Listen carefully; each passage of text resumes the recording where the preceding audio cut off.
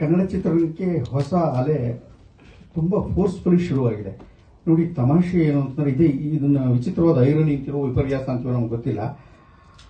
ಪಿಕ್ಚರ್ಗಳು ತುಂಬ ಚೆನ್ನಾಗಿ ಓಡಬೇಕಾಗಿತ್ತು, ಓಡ್ತಾ ಇಲ್ಲ. ಏನೇನೋ ಸಂಕಟಗಳು, ತಾಪತ್ರಗಳು, ಅದು ನೂರಾರು ಕಾರಣಗಳು ಎಲ್ಲದೂ ಇದೆ ಅದರಲ್ಲಿ. ಆದರೆ ಚಿತ್ರರಂಗಕ್ಕೆ ಬರೋ ಹೊಸಬರ ಸಂಖ್ಯೆ ಕಮ್ಮಿ ಆಗಿಲ್ಲ. ಅಯ್ಯೋ ಎಲ್ಲೋ ಬರ್ತಾ ಇಲ್ಲ, ಜನ ಬರ್ತಾ ಇಲ್ಲ, ಹಂಗಿಲ್ಲ. ತುಂಬ ಹೊಸ ಹೊಸ ತಂತ್ರಜ್ಞರು, ನಿರ್ದೇಶಕರು, ನಿರ್ಮಾಪಕರು, ಕಥೆಗಾರರು ಮತ್ತು ಸಂಭಾಷಣೆಗಳು, ಸಂಗೀತ ಎಲ್ಲರೂ ತುಂಬ ಜನ ಹೊಸ ದಾಪುಗಾರಿಕೆ ಬರ್ತಾ ಇದ್ದಾರೆ. ಆದರೆ ಈ ದಾಂಗುಡಿ ಎಷ್ಟು ಆರೋಗ್ಯಕರವಾಗಿದೆ, ಎಷ್ಟು ಗುಣಮಟ್ಟದಿದೆ ಮತ್ತು ಒಳ್ಳೆಯದನ್ನು, ಸಕಾರಾತ್ಮಕವಾದನ್ನು ಎಷ್ಟನ್ನು ಕೊಡಬೇಕು ಅಂತ ಯೋಚನೆ ಮಾಡ್ತಾ ಇರೋದು ಕೆಲವು ತಂಡಗಳು. ಹಾಗೆ ಸಕಾರಾತ್ಮಕವಾದನ್ನು, ಒಳ್ಳೆಯದನ್ನು ಕೊಟ್ಟು ಇವತ್ತಿನ ಈ ತಲೆಮಾರಿಗೆ ಜನಜಿಗೆ ಮ್ಯಾಚ್ ಆಗೋ ಥರದ್ದು ಒಂದು ಪಿಕ್ಚರ್ ಮಾಡ್ತೀವಿ ಅಂತ ಹಠದ ಮೇಲೆ ನಿಂತ್ಕೊಂಡಿರೋದು ಈ ತಂಡ. ಮುಕುಂದ ನಿಲೆ ತುಂಬ ನಿಜವಾಗ್ಲೂ ಶ್ರಮ ವಹಿಸಿದ್ದಾರೆ. ಅವರು ಮೊದಲ ಬಾರಿಗೆ ನನಗೆ ಅವರು ಮತ್ತು ಹುಡುಗಿ ಹೀರೋಯಿನ್ ಇಬ್ಬರೂ 1.5-2 ವರ್ಷಗಳ ಹಿಂದೆ ನಟನಾಗಿ ಬಂದರು. ನಾನು ರಂಗಭೂಮಿ ಕಲಿಯಕ್ಕೆ ಬಂದಿದ್ದಾರೆ ಅಂತಲೇ ನನಗೆ. ಆದರೆ ಕಲಿಯುವಾಗ ಪೂರ್ಣವಾಗಿ ಶ್ರದ್ಧೆಯಿಂದ ರಂಗಭೂಮಿನೇ ಕಲಿತು, ಶಾಸ್ತ್ರೋಕ್ತ. ಅವರಿಗೆ ಮೇಕಪ್ ಗೊತ್ತಿದೆ, ಕಾಸ್ಟ್ಯೂಮು ಗೊತ್ತಿದೆ, ಇದೆಲ್ಲ. ಆದರೆ ಮೇಕಪ್ಪು ಕಾಸ್ಟ್ಯೂಮು ಗೊತ್ತಿದ್ದವ್ರಿಗೆ, ಆ್ಯಕ್ಟಿಂಗ್ ಗೊತ್ತಿದ್ದವ್ರಿಗೆ ಎಲ್ಲರಿಗೂ ಸಿನಿಮಾ ರಂಗದಲ್ಲಿ ದೊಡ್ಡ ಯಶಸ್ಸು ಸಿಕ್ಕಿಬಿಡುತ್ತೆ ಅಂತಲ್ಲ. ಇಲ್ಲಿ ಬೇರೆ ಇನ್ನೊಂದು ಯಾರೂ ಕಾಣದ, ಯಾರಿಗೂ ಕಾಣಿಸದ, ಯಾವುದೋ ಮೂಲೆಯಲ್ಲಿ ಎಲ್ಲೋ ಇರುವಂಥ ಒಂದು ಸೂಕ್ಷ್ಮವಾದ ಅಂಶ ಮೇಲೊಂದು ಕೆಲಸ ಮಾಡ್ತಾ ಇರುತ್ತೆ. ಅದು ಅವರಿಗೆ ಒಲಿಲಿ. ಹಾಗಾಗಿ ಲವ್ ಸೀಸನ್ ಅನ್ನೋ ಚಿತ್ರ ಅವರ ಯಶಸ್ಸಿನ ಮೂಲಕ, ಅವರಿಬ್ಬರಿಗೆ ಮಾತ್ರ ಅಲ್ಲ, ಇಡೀ ಚಿತ್ರಕ್ಕೆ ಸಿಗೋ ಯಶಸ್ಸಿನ ಮೂಲಕ ಎಲ್ಲ ಕಲಾವಿದರಿಗೂ ಒಂದು ದೊಡ್ಡ ಯಶಸ್ಸು ಸಿಗಲಿ ಅಂತ ಮನಸ್ಸು ತುಂಬಿ ಹಾರೈಸ್ತೀನಿ ನಾನು. ಅದು ತುಂಬ ಮುಖ್ಯವಾದ್ದು ನಮಗೆ. ಯಾಕೆಂತಂದರೆ ನಿಜವಾಗ್ಲೂ ಕಷ್ಟಪಟ್ಟಿದ್ದಾರೆ. ಈ ಮೊದಲನೇ ಪಿಕ್ಚರ್ ಯಾರು ಪ್ರೊಡ್ಯೂಸರ್ ಮಾಡ್ತೀವಿ ಅಂತ ಹೊರಟಾಗ ಏನೇನು ಎದುರಿಸ್ತಾರೆ ಅದೆಲ್ಲ ಎದುರಿಸ್ಬಿಟ್ಟಿದ್ದಾರೆ. ಎಲ್ಲ ನನಗಿಂತ ಈ ವಿಚಾರದಲ್ಲಿ ನನಗಿಂತ ಹೆಚ್ಚು ಸೀನಿಯರು. ನಾವೊಂದು ಅಮೆರಿಕ ನಮ್ದು ನೆಕ್ಸ್ಟ್ ಬರ್ತಾ ಇರೋದು 375ನೇ ಪಿಕ್ಚರ್ ಇರ್ಬೋದು. ನಾನು 375ನೇ ಪಿಕ್ಚರ್ ಮಾಡಿದ್ರು.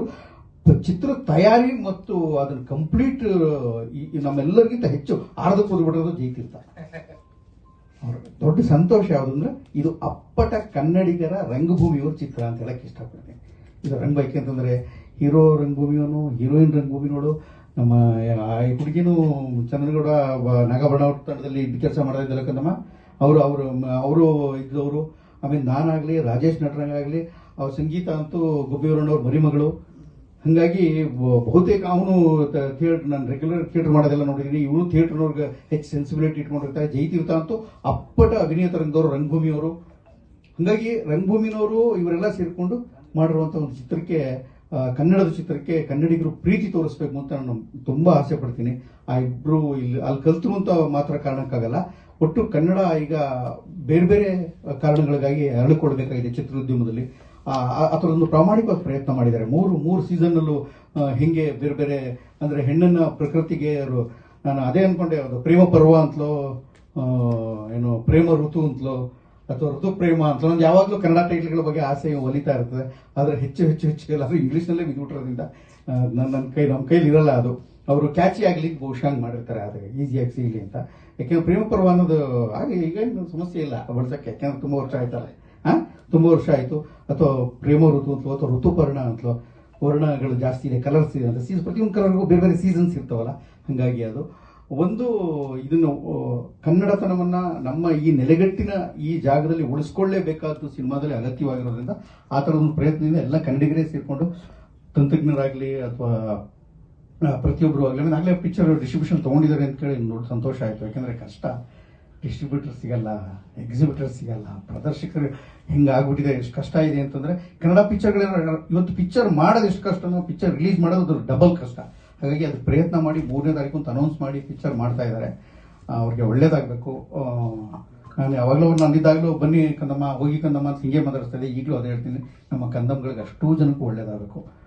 ಯಾಕೆಂದರೆ ಯಾರ್ಯಾರು ಹೊಸಬರು ಪಿಕ್ಚರ್ ಮಾಡ್ತಾ ಇದ್ದಾರೆ ಅಂದ ತಕ್ಷಣ ತುಂಬ ಆತಂಕ. ಅವ್ರಿಗಿಂತ ಹೆಚ್ಚಾಗಿ ಆ್ಯಕ್ಟ್ ಮಾಡ್ತಾರೆ, ನನಗೂ ಆಗ್ತಾ ಇರ್ತಾನೆ. ಯಾಕೆ ಸುಳ್ಳು ಹೇಳಿ, ಯಾವುದೇ ಪಿಕ್ಚರ್ ಆ್ಯಕ್ಟ್ ಮಾಡಬೇಕಾದ್ರೆ ಇವ್ರು ನನಗೆ ದುಡಿಸ್ಕೊಳ್ಳೋದು, ಹೋಗೋದು, ನಮ್ಮ ಪಾತ್ರ ಮುಗೀತು ಸಾಕ್ಬಿಡಯ್ಯ ಅಂತ ಆಗಿರಲ್ಲ.